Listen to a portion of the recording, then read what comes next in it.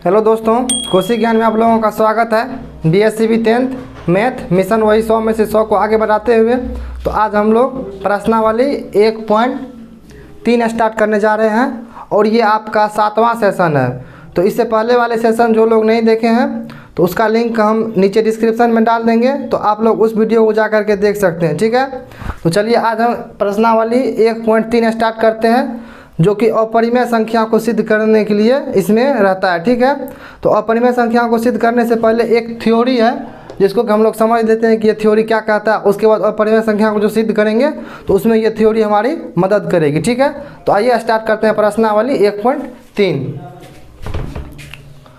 तो चलिए यहाँ देखिए, यहाँ एक प्रमेय है 1.3 जो कि आपके बुक में दिया है, प्रमेय 1.3 के नाम से। ठीक है, यहाँ पर बोल रहा है कि मान लीजिए कि P एक अभाज्य संख्या है। यहाँ बोल रहा है मान लीजिए कि P एक अभाज्य संख्या है। ठीक है, यदि P a² को विभाजित करती है तो P एक को भी विभाजित करेगी जहाँ a एक धनात्मक पूर्णांक है। ठीक है, इसका कहने का मतलब है कि मान लीजिए कि P एक अभाज्य संख्या है। अभाज्य संख्या आप लोगों को हम बताएं कि अभाज्य संख्या क्या होता है।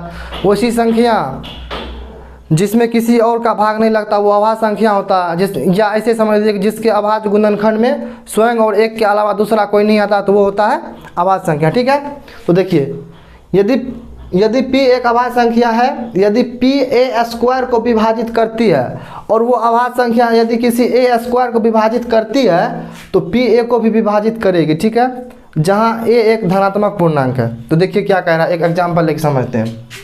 यदि P a² को विभाजित करती है तो मान लीजिए आप a² के जगह पर कुछ ऐसा ले लीजिए कि जो a² भी विभाजित हो जाए और क्या बोलते हैं a भी विभाजित हो जाए P से। ठीक है, तो देखिए P तो एक अभाज्य संख्या है। मान लीजिए कि P एक अभाज्य संख्या है तो P बराबर हम ले लेते हैं, अभाज्य संख्या में कौन कौन आता है, 2 आता है, 3 आता है, 4 नहीं आता है, 5 आता है। ठीक है, तो P बराबर हम 2 लेके देखते हैं। ठीक है, जहाँ P एक अभाज्य संख्या है, यदि P a² को विभाजित करती है तो a बराबर आप ले लीजिए, मान के चलिए आप ले लीजिए 4। ठीक है, a बराबर आप ले लीजिए 4 या कुछ भी ले सकते हैं। P a² को विभाजित करती है। ठीक है, तो देखिए a² बराबर कितना हो जाएगा, a² बराबर हो जाएगा 4 चौके 16। a का स्क्वायर करेंगे तो 4 का भी स्क्वायर करना पड़ेगा, क्योंकि a² बराबर a बराबर 4 है तो a² बराबर 16। ठीक है, तो देखिए 16 को 2 विभाजित कर रही है ना, 2 8 16। ठीक है, 8 बार में विभाजित कर रही है। ठीक है, तो यही कह रहा है कि यदि P a² को विभाजित करती है तो P a को भी विभाजित करेगी। अब देखिए वैसे a बराबर कितना है, 4 है, और P कितना है, 2 है, तो 4/2। तो देखिए 2 विभाजित कर रही है 4 को 2 बार में। ठीक है, तो यही बोल रहा है कि यदि P a² को विभाजित करेगी तो P a को भी विभाजित करेगी जहां a एक धनात्मक पूर्णांक है, और a का मान लेंगे वो होगा एक धनात्मक पूर्णांक होगा, ये ऋणात्मक पूर्णांक नहीं होगा। हम बताए थे कि पूर्णांक 2 तरीके के होते हैं, एक धनात्मक पूर्णांक होता है, एक ऋणात्मक पूर्णांक होता है। जैसे देखिए 0 से इधर वाला हो गया धनात्मक पूर्णांक, 0 1 2 3 4 5 ये होगा धनात्मक पूर्णांक। और 0 से इधर वाला देखिए -1 -2 -3 -4, ये इधर इनफिनिट तक जाएगा, और इधर भी आप जितना लिख सकते हो उतना जाएगा। ठीक है, तो यही होता है, क्या बोलते हैं इसको, पूर्णांक, धनात्मक पूर्णांक। ठीक है ना, ये हो गया धनात्मक पूर्णांक और ये हो गया आपका ऋणात्मक पूर्णांक। पूर्णांक कहने का मतलब है कि वो संख्या दशमलव में नहीं होनी चाहिए, उसको बोलते हैं पूर्णांक। ठीक है, तो यहाँ तक आप समझ गए होंगे।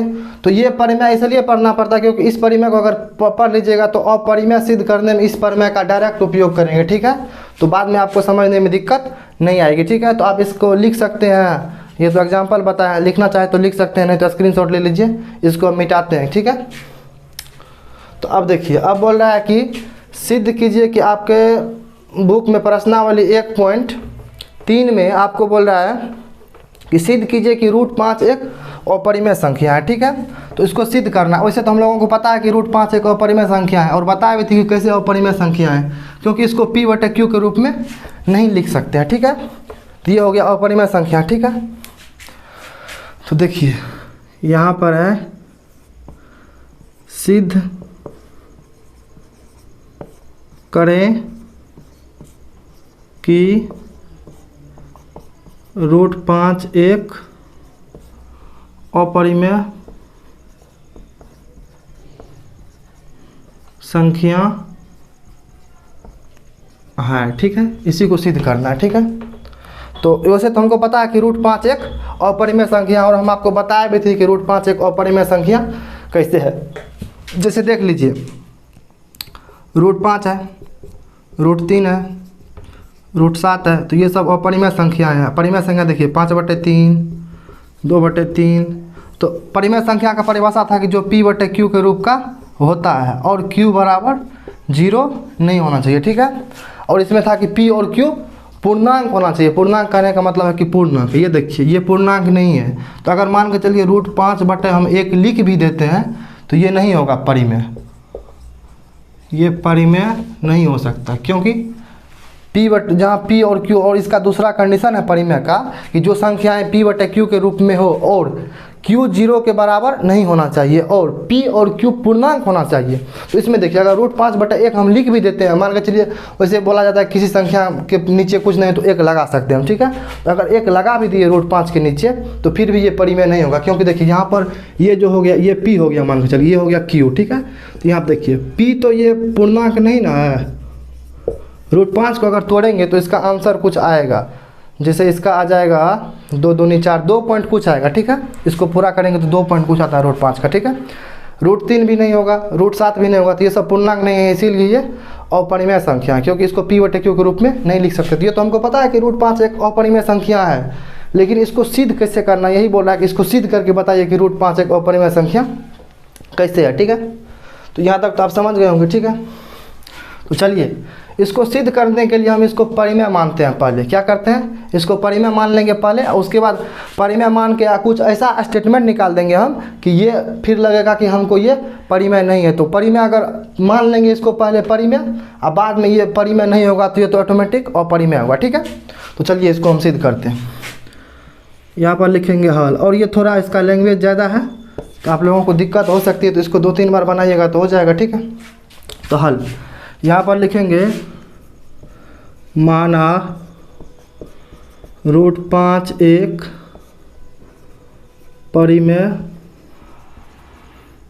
संख्या है। ठीक है, मान लीजिए ये परिमेय संख्या है रूट 5। ठीक है, तो फिर माना, नहीं तो ऐसे लिख दीजिए परिमेय संख्या की परिभाषा से, या लिख दीजिए इसको, अगर परिमेय संख्या है तो इसको लिख दीजिए परिमेय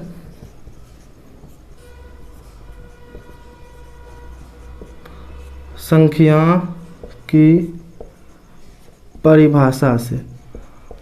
तो परिमेय संख्या का परिभाषा क्या होता है, जो p/q के रूप का होता है और q 0 नहीं होता है। ठीक है, तो देखिए माना कि रूट 5 एक परिमेय संख्या है, परिमेय संख्या की परिभाषा से, तो इसको हम लिख सकते हैं रूट 5 बराबर p/q, क्योंकि परिमेय इसको माने हैं तो परिमेय जो होता है वो p/q के रूप का होता है। ठीक है, तो यहाँ पर हम लिख देंगे कोष्ट में, जहाँ q जो है 0 के बराबर नहीं होता, ये तो पहले ही बताया है। ठीक है, और p और q सह अभाज्य है। ठीक है, तो यहाँ पर देखिए सह अभाज्य पर ही ये सिद्ध हो जाएगा। ठीक है, सह अभाज्य कहने का मतलब होता है जहाँ p और q सह अभाज्य है, तो सह अभाज्य कहने का मतलब होता है कि p और q का HCF 1 आएगा। क्या आएगा, अगर किसी दो संख्या का HCF 1 आता है तो वो संख्याएं सह अभाज्य कहलाती है। जैसे देख लीजिए, मान के चलिए हम लिखते हैं 3/4। ठीक है, तो 3/4 तो ये परिमेय संख्या है, ये है p, ये है q, और p/q के रूप में का भी है, और q बराबर 0 भी नहीं है। ठीक है, और p और q पूर्णांक भी है, और देखिए इसमें p और q सह अभाज्य भी है। वो देखिए कैसे, अगर हम 3 और 4 का HCF लेते हैं तो ये होता है 1 गुने 3, ये होता है 1 गुने 2 गुने 2। ठीक है, तो मान के चलिए यहाँ पर लिए हैं 3/4। ठीक है, तो यहाँ पे देखिए 3/4, दूसरा लीजिए 2/3 मान के चलिए। ठीक है, 3/4 को छोड़िए, तो 2/3 अगर लेते हैं तो सीधा समझिए कि सह अभाज्य वो होता है जैसे दो संख्या में सह अभाज्य होता है, जैसे हो गया 2 और 3, तो इसका HCF 1 होगा ना, HCF 1। ठीक है, और क्या लिए थे 3/4 लिए थे, ठीक है। तो 3/4 तो पढ़ी में है। और देखिए इन दोनों का एचसीएफ कितना है, 3 को लिखेंगे 1 गुने 3, 4 को लिखेंगे 2 गुने 2। तो इसमें देखिए दोनों में कॉमन क्या है, कुछ नहीं है, तो यहाँ पे 1 ले लेंगे क्योंकि 2 गुने 2 गुने 1 लिख सकते हैं। तो इसमें देखिए एचसीएफ 1 है। तो जिन दो संख्याओं को मिला करके एचसीएफ 1 आएगा वो दोनों संख्याएं सहअभाज्य होगी, ठीक है। तो सहअभाज्य संख्याएं दो संख्याओं को मिला करके बनती है, ठीक है। तो यहाँ तक समझ गए होंगे, इसको इस वैसे बताए। तो अब देखिए यहाँ पर लिखे हैं √5 बराबर p/q, जहाँ q does not equal to 0 और p और q सहअभाज्य हैं, ठीक है। सहअभाज्य संख्याएं लिख दीजिए या वैसे लिख दीजिए सहअभाज्य, ठीक है। तो अब देखिए इसको हम सॉल्व करते हैं। तो इसको हम लिख सकते हैं, q को इस साइड ले आइए, तो 5 √5, q को इधर ले आएंगे तो q गुना में आ जाएगा, तो q बराबर हो जाएगा p, ठीक है। यहाँ तक कोई दिक्कत नहीं। अब देखिए इस रूट को ख़त्म करने के लिए हम दोनों तरफ क्या करते हैं, वर्ग कर देते हैं, ठीक है। तो यहाँ पर लिखेंगे दोनों तरफ वर्ग करने पर, ठीक है। तो अगर दोनों तरफ वर्ग करेंगे तो यहाँ देखिए यहाँ पर हो जाएगा, इस साइड भी वर्ग करेंगे तो इस साइड वर्क करेंगे तो क्या हो जाएगा, ये q² हो जाएगा। और 5 पर वर्क करेंगे तो इसका रूट खत्म हो जाएगा, √5 पर स्क्वायर करेंगे तो रूट खत्म हो जाएगा। तो ये हो जाएगा ³ × 5 बराबर p², क्योंकि p का स्क्वायर करेंगे तो p ही होगा। और देखिए इस पर q पर स्क्वायर करेंगे तो ³ और 5 पर स्क्वायर करेंगे तो 5 हो जाएगा। किसी भी रूट वाले संख्या पर अगर स्क्वायर करते हैं तो उसका रूट खत्म हो जाता है, ठीक है। तो मान के चलिए √3 का स्क्वायर किया तो 3 होगा, ठीक है। यहाँ समझ गए आप। तो इसको लिखेंगे या फिर अब देखिए यहाँ पर हम इसको लिख सकते हैं q² बराबर p²/5, ठीक है। q² बराबर p²/5, कुछ नहीं किए, बस q² को यहाँ रखे हैं और 5 इधर गुना में है q² के साथ, तो यहाँ p में भाग के साथ भाग हो जाएगा, ठीक है। तो p²/5, इसको आप समीकरण 1 मान लीजिए, ठीक है। ये हो गया आपका समीकरण 1। अब देखिए जो प्रमेय पहले पढ़े थे कि यदि p a² को विभाजित करती है तो p a को भी विभाजित करेगी। देखिए यहाँ पर लिखेंगे p और q, यहाँ पर डायरेक्ट लिखिए कि यहाँ पर लिखिए चूँकि p और q पूर्णांक है, ठीक है। यहाँ पर लिखे हैं p और q पूर्णांक है, ठीक है। तो यहाँ पर इसीलिए ये क्या हो जाएगा, p और q पूर्णांक है, तो इसीलिए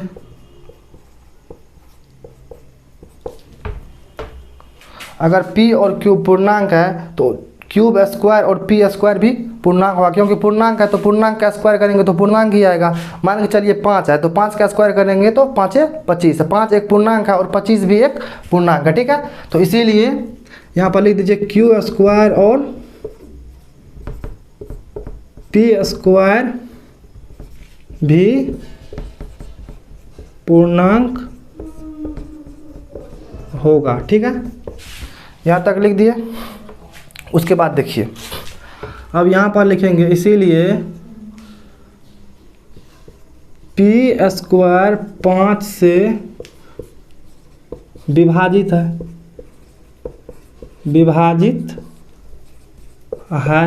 देखिए p² 5 से विभाजित है। तो उस प्रमेय में कह रहा था यदि a² p से विभाजित हो तो a भी p से विभाजित होगा। तो उसी तरीके से देखिए यदि p² 5 से विभाजित है तो p भी 5 से क्या होगा, विभाजित होगा, ठीक है। यहाँ तक समझ गए। अब देखिए p भी 5 से विभाजित होगा, ठीक है। इसको थोड़ा इधर करते हैं क्योंकि यहाँ जगह नहीं बचेगा तो दिक्कत हो जाएगा बाद में, क्योंकि यहाँ इधर नहीं ये एडजस्ट हो पाएगा, ठीक है। यहाँ से लिखते हैं, यहाँ लिखिए चूँकि p और q पूर्णांक है, इसीलिए पी स्क्वायर और क्यू स्क्वायर भी पूर्णांक होगा। ठीक है, यहाँ तक हो गया। तो अब देखिए यहाँ पर लिखिए पी स्क्वायर 5 से विभाजित है, इसीलिए क्या हो जाएगा, P भी 5 से विभाज्य है या विभाजित है। ठीक है, विभाज्य है। ठीक है, तो पी स्क्वायर यदि 5 से विभाजित है तो P भी 5 से विभाजित होगा। तो P 5 से विभाजित होने का मतलब है कि P/5 होगा। ठीक है, तो P/5 होगा क्योंकि P 5 से विभाजित है। तो P/5 बराबर हम कुछ मान लेते हैं। मान लीजिए कि P/5 बराबर हम C1 मान लेते हैं। ठीक है, जहाँ C1 एक पूर्णांक है। ठीक है, जहाँ C1 एक पूर्णांक है, क्योंकि यहाँ हम माने हैं कि P और Q, क्योंकि यहाँ P और Q पूर्णांक है। तो अगर P/5 अगर P और Q पूर्णांक है तो P भी तो पूर्णांक है। तो P/5 अगर P पूर्णांक है तो उसे किसी भी संख्या से भाग देंगे, 5 से दे कि 6 से दे, तो उससे क्या मतलब है, वो भी तो पूर्णांक आएगा ना। यदि किसी संख्या में किसी से भाग देते तो वो तो पूर्णांक ही आएगा कट के। जैसे देखिए 10 पूर्णांक है। ठीक है, 10 में 5 से भाग देते हैं तो 5 दूनी 10, वो भी तो पूर्णांक ही आया ना। तो इसीलिए यहाँ माने हैं कि जहाँ C1 एक पूर्णांक है। ठीक है, यहाँ तक समझ गए। अब देखिए इसको हम लिख सकते हैं P बराबर 5C1। कुछ नहीं किया, P/5 जो है यहाँ पे P अगर P के भाग में है 5 तो इधर जाएगा तो गुना में हो जाएगा C के साथ। ठीक है, तो यहाँ पर लिख दिए P बराबर 5C1। ठीक है, इसको आप मान लीजिए समीकरण 2। ठीक है, तो अब देखिए इस P का मान इस समीकरण 1 में रखेंगे। ठीक है, तो अब लिखेंगे समीकरण 1 में P का मान रखने पर। ठीक है, तो समीकरण 1 में P का मान रखेंगे। ठीक है, तो समीकरण 1 कितना है, क्यूब स्क्वायर बराबर है P का स्क्वायर, तो P का स्क्वायर बटे 5। ठीक है, तो ये तो समीकरण 1 है, और समीकरण 1 में अब P का मान रख दीजिए। तो देखिए क्यूब स्क्वायर बराबर यहाँ पर हो जाएगा P के जगह पर कितना हो जाएगा 5C1, तो 5C1 का स्क्वायर बटे 5 हो जाएगा यहाँ पे। तो यहाँ पर हो जाएगा क्यूब स्क्वायर बराबर 5, क्योंकि देखिए 5 का स्क्वायर 25 और C1 का स्क्वायर C1 स्क्वायर बटे 5। ठीक है, तो अब इसको काट दीजिए 25 को 5 से, तो 5 है 25। तो यहाँ हो गया क्यूब स्क्वायर बराबर 5C1, क्यूब स्क्वायर बराबर 5C1 स्क्वायर। ठीक है, यहाँ तक हो गया क्यूब स्क्वायर बराबर 5C1 स्क्वायर। तो इसको अब हम यहाँ दिख रहा होगा, यहाँ पर एक स्टेप और लिख देते। देखिए यहाँ पर हम लिखेंगे, अब इसको इस C1 को इधर ले आइए, तो C1 स्क्वायर बराबर हम लिख सकते हैं, अच्छा से दिखेगा, देखिए C1 स्क्वायर बराबर हम लिख सकते हैं क्यूब स्क्वायर बट्टे 5। ठीक है, क्यूब स्क्वायर बट्टे 5, ये हो गया आपका समीकरण 3। कौन सा समीकरण हो गया, ये आपका समीकरण 3। ठीक है, ये आपका हो गया समीकरण 3। C1 स्क्वायर बराबर क्यू स्क्वायर बटे 5। ठीक है, तो ये आपका समीकरण 3 हो गया। तो अब देखिए यहाँ पे क्यूब स्क्वायर 5 से विभाजित है तो क्यूब भी 5 से विभाजित होगी। तो यहाँ लिखेंगे अगला स्टेप, उसके बाद यहाँ से लिखिएगा। ठीक है, उसके बाद यहाँ से लिखिएगा। ठीक है, यहाँ पर लिखेंगे क्यूब स्क्वायर 5 से विभाजित है। यहाँ पर लिखिए चूँकि क्यूब स्क्वायर 5 से विभाजित है। ठीक है, तो इसीलिए क्यूब भी क्या होगा, इसीलिए क्यूब भी, चमक कहाँ पे रहा है, अच्छा चमक रहा है यहाँ पे, हाँ तो यहाँ पे लिखेंगे क्यूब स्क्वायर 5 से विभाजित है, ठीक है। यहाँ पे देखिए क्यूब स्क्वायर 5 से विभाजित है ना, यहाँ देखिए क्यूब स्क्वायर 5 से विभाजित है, ठीक है, आपको दिख रहा होगा क्यूब स्क्वायर 5 से विभाजित है, यहाँ पे देखिए क्यूब स्क्वायर 5 से विभाजित है, तो इसीलिए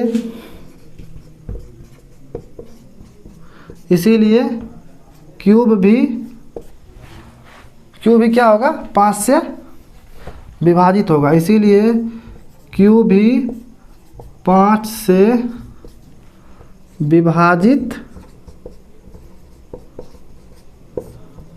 होगा, ठीक है। तो क्यू 5 से विभाजित होने का मतलब क्या होगा, क्यू अगर 5 से विभाजित होगा तो कुछ ना कुछ आएगा। मान के चलिए अगर 10 2 से विभाजित होता है तो 5 आता है ना उसमें, तो यहाँ पे तो कुछ दिया नहीं हुआ है कि क्यूब स्क्वायर 5 से विभाजित है तो क्यूब भी 5 से विभाजित है। तो मान के चलिए अगर ये क्यूब 5 से विभाजित है, इसके बदले में कुछ तो आएगा ना आंसर। तो अभी मान के चलिए हमको पता नहीं क्या आया है, तो इसीलिए क्यूब बटे 5 बराबर हम मान लेंगे C2, ठीक है। तो यहाँ पर अब इसको क्यूब बराबर लिखेंगे, क्यूब के भाग में है 5, तो यहाँ अगर क्यूब बराबर लिखेंगे तो ये 5 गुना में चला जाएगा, तो इधर हो जाएगा 5 × C2, ठीक है। तो ये हो गया क्यूब बराबर 5 × C2 मतलब 5 गुना C2, तो ये हो गया आपका समीकरण 4, ठीक है। अब देखिए अब आपका आंसर आ गया। यहाँ पर हम माने हैं कि जहाँ क्यूब बराबर 0 नहीं है और यहाँ पर दिया है कि P और Q सह अभाज्य है। तो सह अभाज्य कहने का मतलब होता है कि जिसका HCF 1 का है, ठीक है। तो यहाँ पर देखिए क्यूब बराबर 5 C2, तो यहाँ पर लिखेंगे समीकरण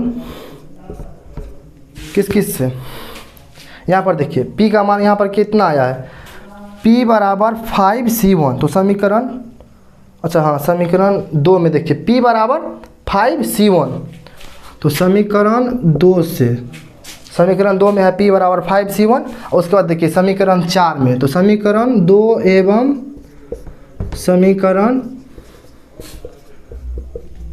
4 से, ठीक है। तो समीकरण 2 एवं समीकरण 4 से, तो देखिए समीकरण 2 में कितना है, P बराबर 5 C1, इधर समीकरण 4 में Q बराबर 5 C2, तो समीकरण एवं 4 से स्पष्ट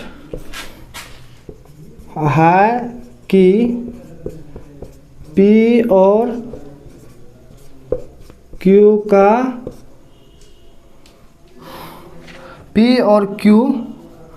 सह अभाज्य नहीं है। यहाँ पे लिखिए सीधा सह अभाज्य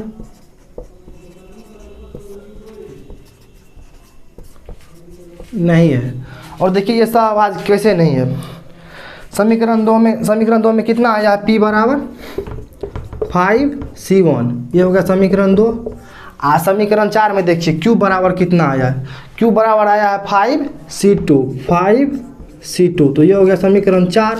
तो देखिए हम बोले थे कि जहाँ P और Q सह अभाज्य है, ठीक है। यहाँ पर देखिए P और Q सह अभाज्य नहीं है, ठीक है। यहाँ पर देखिए C1 तो कोई पूर्णांक है, C2 भी कोई पूर्णांक है, क्योंकि यहाँ पे लिख भी दिया है कि यहाँ पर C1 जहाँ एक पूर्णांक है, यहाँ पर भी जो C2 माने हैं, यहाँ पर क्यूब बराबर C2 माने, तो यहाँ पर लिख दीजिए जहाँ C2 एक क्या है, पूर्णांक है, ठीक है, पूर्णांक है। तो C2 और C1 के जगह पे कुछ भी आ सकता है, 1 2 3 4 जो आने का होगा वो आएगा, तो उससे मतलब नहीं है। लेकिन देखिए 5 दोनों में कॉमन है, तो 5 दोनों में कॉमन होने का मतलब है कि इसका HCF तो आ गया तब 5, इसका HCF आना चाहिए 1, अगर HCF 1 आएगा तभी सह अभाज्य वो संख्याएं होगी, ठीक है। तो ये तो सह अभाज्य नहीं है, तो इसीलिए लिखे हैं कि समीकरण 2 एवं समीकरण 4 से स्पष्ट है कि P और Q सह अभाज्य नहीं है। यहाँ तक समझ गए। अतः हमने जो यहाँ पर लिख दीजिए हमारी मान्यता गलत है, क्योंकि हमने तो मान लिया था वहाँ की स आवाज़ है, लेकिन यहाँ पर स आवाज़ नहीं है। ठीक है, तो अतः हमारी मान्यता गलत है। अतः यहाँ पर कितना सिद्ध करने के लिए था, रूट 5, तो रूट 5 एक क्या है, अपरिमेय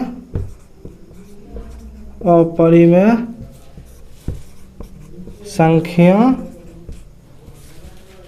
है। ठीक है, तो ये रहा आपका सवाल। तो इसको आप अच्छा से देख लीजिए। ठीक है, और हमको तो लगता नहीं कि अब आपको कहीं पर दिक्कत होगा। यहाँ पर है C1² बराबर क्यूब² बटे 5, शायद आपको दिख रहा होगा। यहाँ पर है C1² बराबर क्यूब² बटे 5। ठीक है, तो ये रहा आपका प्रश्नावली 1.3 का पहला सवाल की सिद्ध करिए कि रूट 5 एक अपरिमेय संख्या है। ठीक है, तो यहाँ पर एक बार फिर से देख लीजिए। यहाँ पर मान लिया कि माना कि रूट 5 एक परिमेय संख्या है। ठीक है, क्योंकि अपरिमेय सिद्ध करना है तो परिमेय मानेंगे, और परिमेय मान के कुछ ऐसा स्टेटमेंट कर देंगे इसका कि वो परिमेय हमको नहीं दिखे। ठीक है, तो अब देखिए परिमेय संख्या की परिभाषा से, तो परिमेय संख्या का परिभाषा होता है किसी वैसी संख्या जिसको p बटे q के रूप में लिखा जा सकता है। तो इसीलिए रूट 5 बराबर p बटे q, जहाँ क्यूब 0 के बराबर नहीं हो और p और q सहअभाज्य है। ठीक है, उसके बाद देखिए उसके बाद देखिए यहाँ पर इस क्यूब को इधर गुना कर दिया, क्योंकि इधर भाग में इधर आ जाएगा तो गुना में, तो क्यूब बराबर क्यूब इंटू रूट 5 बराबर p, दोनों तरफ वर्क करने पर इसका दोनों तरफ वर्क कर दिए। देखिए इधर भी वर्क करेंगे, इधर भी वर्क करेंगे, यहाँ पर लिख दीजिए स्क्वायर कर दीजिए आप। ठीक है, तो दोनों तरफ वर्क किए हैं, तो क्यूब स्क्वायर 5 रूट 5 का अगर वर्क करेंगे तो 5 होगा। ठीक है, तो क्यूब स्क्वायर इंटू 5 बराबर p²।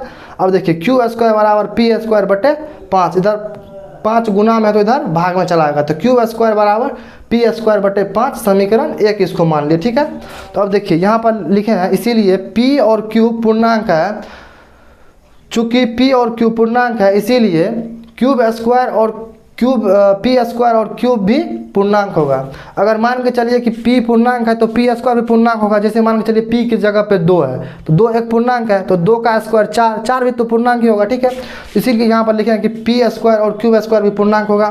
तो p² 5 से विभाजित है, p² 5 से विभाजित है, इसीलिए p भी 5 से विभाजित है। ठीक है, तो यहाँ पर लिखे हैं p बटे 5, तो यदि p 5 से विभाजित है तो उसको लिख सकते हैं कि p बटे 5, और p बटे 5 के बदले में जो आएगा मान के चलिए कुछ भी आए वो हमको पता नहीं है, तो p बटे 5 बराबर हम लिख दिए C1, मान लें कि C1 आया। ठीक है, जहाँ C1 एक पूर्णांक है, क्योंकि पूर्णांक संख्या को भाग देंगे तो पूर्णांक आएगा यहाँ पे। ठीक है, अब देखिए यहाँ पर p बटे 5 बराबर C1 मान लिया। ठीक है, यहाँ पर देखिए p बराबर 5C1, तो p और ये 5 यहाँ पर भाग में तो यहाँ पर गुना हो जाएगा, तो p बराबर 5 इंटू C1, इसको समीकरण 2 मान लिए। तो समीकरण 1 में p का मान रखने पर, तो समीकरण 1 में p का मान रख दिए, तो यहाँ आया C1² बराबर क्यूब² बटे 5।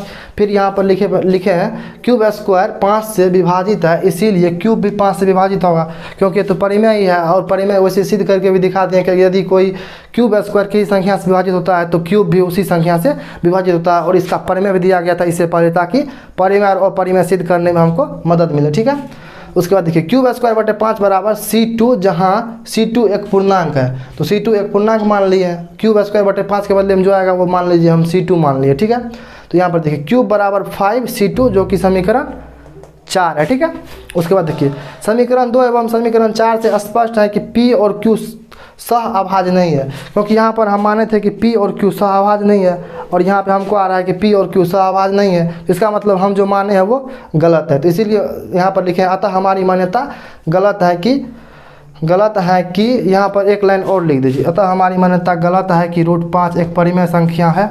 यहाँ पर लिख गलत है कि हमारी मान्यता गलत है कि रूट 5 एक परिमेय संख्या है, क्योंकि हम रूट 5 को परिमेय संख्या माने हैं। ठीक है, अब यहाँ पर लिख दीजिए नीचे में अतः रूट 5 एक क्या है,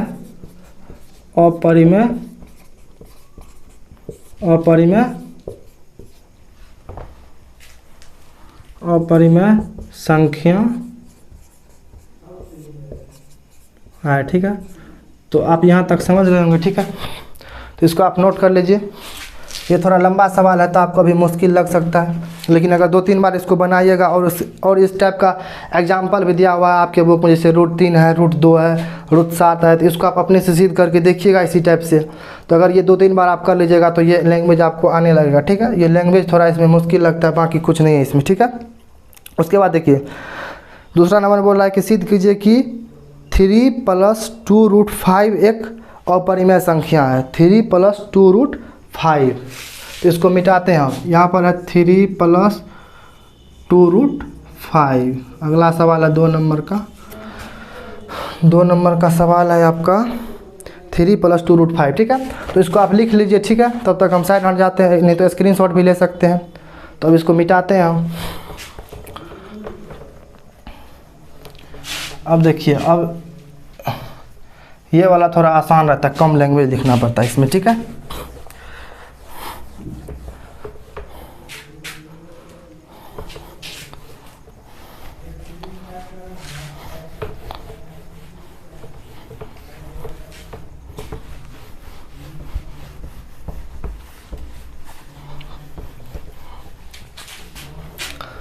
अब देखिए बोल रहा है कि सिद्ध कीजिए कि 3 + 2√5 हल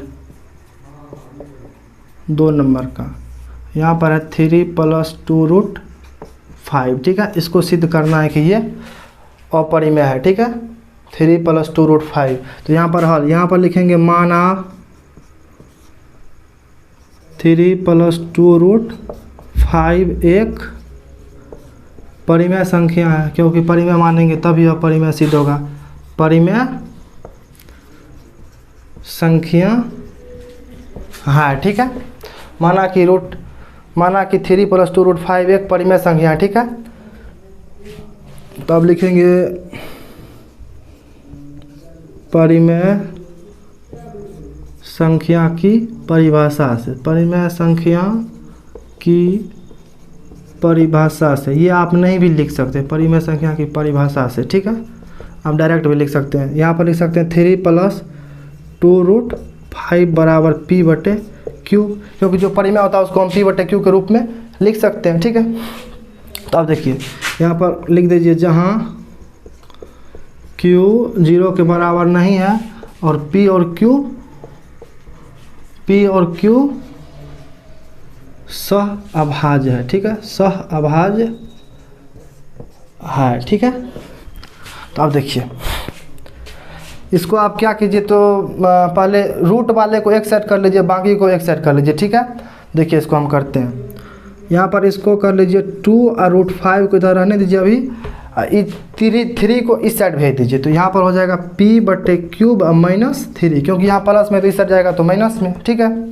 तो अब देखिए 2√5 बराबर हो जाएगा, इसका एलसीएम हो जाएगा कितना, देखिए यहाँ पर -3 है तो नहीं कुछ, तो 3 के नीचे में 1 है, तो दोनों का एलसीएम क्यूब हो गया, एलसीएम क्यूब हो गया, ठीक है। तो एलसीएम क्यूब हो गया, तो देखिए यहाँ पे एलसीएम क्यूब है, तो क्यूब से क्यूब में भाग देंगे तो एक बार 1 × P, तो P ही होगा, जैसे भिन्न का जोड़ करते हैं तो P हो गया, ठीक है। अब देखिए यहाँ पर 3 के नीचे में 1 है, कुछ नहीं है, तो 1 से भाग देंगे क्यूब में तो क्यूब बार में जाएगा, ठीक है। तो क्यूब × 3, तो यहाँ पर हो जाएगा -3 क्यूब, ठीक है। तो अब देखिए, अब इस √5 को फिर सिंगल कर लीजिए इस साइड, क्योंकि देखिए 2 गुने में है तो इधर जाएगा तो भाग में आ जाएगा, ठीक है। यहाँ पर लिख सकते हैं हम √5 बराबर P - 3 क्यूब बट्टे ये 2 इधर गुने में आ जाएगा तो यहाँ हो जाएगा 2 क्यूब, ठीक है। यहाँ तक आप समझ गए, ठीक है। ये हो गया आपका समीकरण 1, इसको मान लीजिए, ठीक है। ये हो गया आपका समीकरण 1, समीकरण 1 डायरेक्ट इधर लिख दीजिए, 1 समीकरण 1 हो गया, ठीक है। अब देखिए यहाँ पर आप एक लाइन लिख दीजिए, चूँकि P और Q पूर्णांक है, P और Q पूर्णांक है, इसीलिए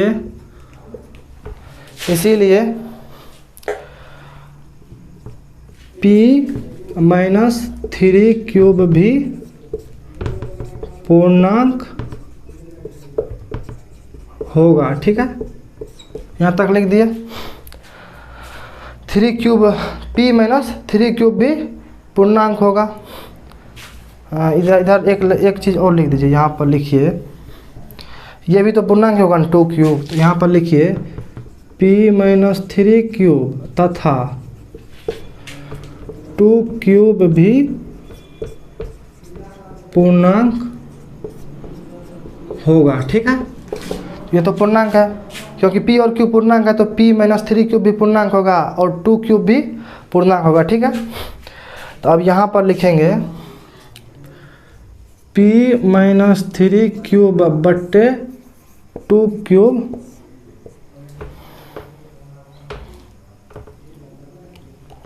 यहाँ पर आप लिख दीजिए 2 क्यूब एक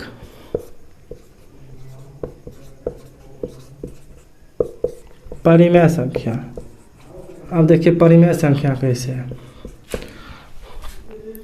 यदि हम पूर्णांक संख्या का जोड़ घटाव और गुना करते हैं तो वो पूर्णांक संख्या ही आता है, और यदि पूर्णांक संख्या में हम किसी संख्या से भाग देते हैं तो वो परिमेय संख्या आता है। ठीक है, जैसे देखिए मान के चलिए, मान लीजिए पूर्णांक है 7। ठीक है, 7 में हम 3 का भाग दिए तो ये तो p बटे q के रूप का हो गया ना, यहाँ ये p हो गया, ये क्यूब हो गया, तो ये तो परिमेय हो गया। ठीक है, तो यही बोल रहे हैं, यदि मान के चलिए देखिए 7 माइनस 3 है तो 7 माइनस 3 4, 5 में प्लस 2 कितना हुआ 7, 5 गुने 3 कितना हुआ 15। तो देखिए जोड़ घटाव गुना करने के बाद क्या आता है, पूर्णांक ही आता है। ये सब क्या है, पूर्णांक ही है ना, धनात्मक पूर्णांक है, जैसे 4, 7, 15 ये सब धनात्मक पूर्णांक है। ये देखिए अगर 7 में हम 3 का भाग लगाते हैं तो 7 तो पूर्णांक है, 3 भी पूर्णांक है, लेकिन 7 में 3 का भाग लगाते हैं तो ये परिमेय हो जाता है। वो कैसे, देखिए क्योंकि ये p है, ये क्यूब है, और ये सब कंडीशन का पालन कर रहा है, क्योंकि देखिए जहाँ p और q के बट्टे के रूप में हो कोई संख्या और q 0 के बराबर नहीं होना चाहिए। यहाँ देखिए 0 के बराबर भी नहीं है क्यूब, और p और क्यूब क्या होना चाहिए, धनात्मक पूर्णांक होना चाहिए, तो वो भी कर रहा है, तो ये तो p बटे q के रूप का है, तो ये तो परिमेय है। तो इसीलिए यहाँ पर लिखे हैं p माइनस 3 क्यूब बटे 2 क्यूब एक परिमेय संख्या है। ठीक है, क्योंकि परिमेय संख्या में यदि हम किसी संख्या पूर्णांक संख्या में यदि हम किसी पूर्णांक संख्या या किसी से भाग देते हैं तो वो परिमेय संख्या बनता है। ठीक है, पूर्णांक संख्या यदि हम किसी पूर्णांक संख्या से भाग देते हैं तो वो परिमेय संख्या बनता है। जैसे देखिए 2 क्यूब एक पूर्णांक है, 2 क्यूब भी एक पूर्णांक है, तो ये तो हो गया पूर्णांक संख्या।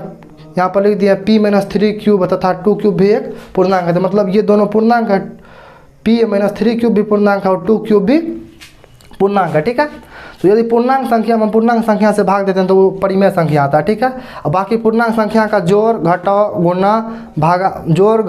गुना में पूर्णांक संख्या ही आएगा। जैसे देख लीजिए यहाँ पर पूर्णांक संख्या का जोड़ घटाव गुना किया तो पूर्णांक क्या आया है, लेकिन यदि पूर्णांक संख्या में पूर्णांक संख्या से भाग देते हैं तो परिमेय संख्या आता है।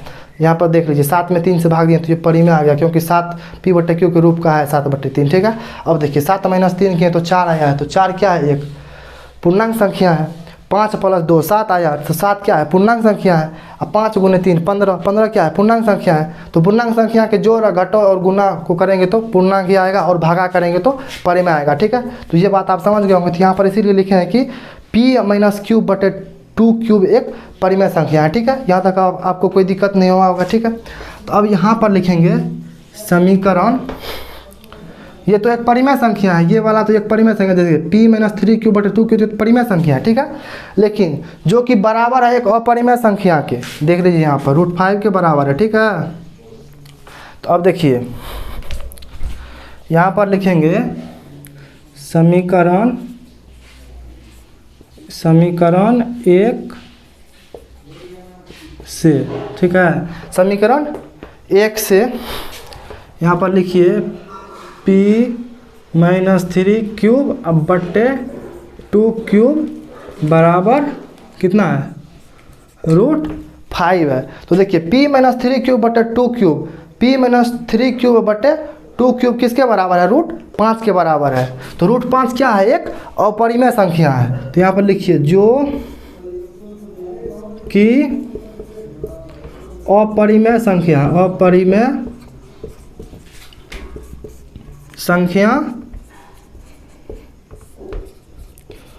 है। ठीक है, तो जो अपरिमेय संख्या है, हम तो यहाँ पर माने हैं परिमेय संख्या, तो हमारी मान्यता तो अब गलत हो गई। तो यहाँ पर लिखेंगे अतः हमारी मान्यता गलत है कि कितना माने थे 3 + 2√5, 3 + 2√5 एक परिमेय संख्या है। तो हमने जो माना था वो तो गलत है कि 3 + 2√5 को हम परिमेय माने थे, जो कि यहाँ पर गलत साबित हो रहा है। क्योंकि देखिए P(-3)³ बराबर √5 जो कि अपरिमेय के बराबर आ रहा है, तो ये तो अपरिमेय हो गया ऑटोमेटिक। यहाँ पर लिखेंगे अतः हमारी मान्यता गलत है कि 3 + 2√5 एक परिमेय संख्या है। अब नीचे में लिख दीजिए अतः 3 + 2√5 एक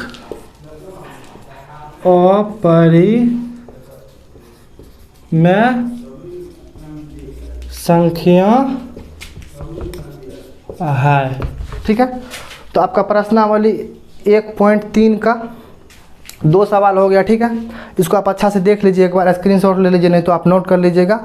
तो आप वीडियो को रोक कर भी लिख सकते हैं, नहीं तो स्क्रीनशॉट ले लीजिए, नहीं तो अपने नोटबुक में नोट कर लीजिए। ठीक है, तो उम्मीद करता हूँ कि आपको आज का क्लास समझ में आया होगा। ठीक है, बाकी इसमें 4 सवाल और बच गया, शायद 3-4 सवाल और बच गया है। इसमें देखते हैं कितना बचा है। बाकी इसमें बच गया है अब 1 2 3 सवाल और बच गया। ठीक है, तो 3 सवाल इसमें और बच गया, जो कि नेक्स्ट क्लास में करवा देंगे, क्योंकि एक दिन में ये हो नहीं पाएगा और ये थोड़ा टफ लगता है करने में। ठीक है, वैसे तो हम हर एक पॉइंट पर आपको समझा दिए कहाँ पे क्या करना है। अब बाकी आप लोग अपने से कीजिएगा, और आपके बुक में एग्जाम्पल दिया हुआ, जैसे √5 तो कर ही दिए हैं, √3, √7, √2, इन सब को आप सिद्ध करके अपने से चेक कीजिएगा कि आपको आता है कि नहीं। अगर आप 3-4 बार कीजिएगा तो वो हो जाएगा। और ये वाला थोड़ा आसान रहता है इस टाइप का। अगर इस टाइप का रहेगा, रूट में कोई प्लस माइनस करके रहेगा, गुना करके रहेगा, तो वो ज़्यादा आसान होता है। ठीक है, और वो रूट वाला जो है वो तो हम बता दिए हैं, जैसे √3 को कर लीजिएगा, √5 को कर लीजिएगा, √7 को कर लीजिएगा, √11 को कर लीजिएगा, √13 को कर लीजिएगा, ऑटोमेटिक आपको हो जाएगा 2-3 बार कीजिएगा। तो ठीक है, तो बाकी आज के क्लास में बस इतना ही।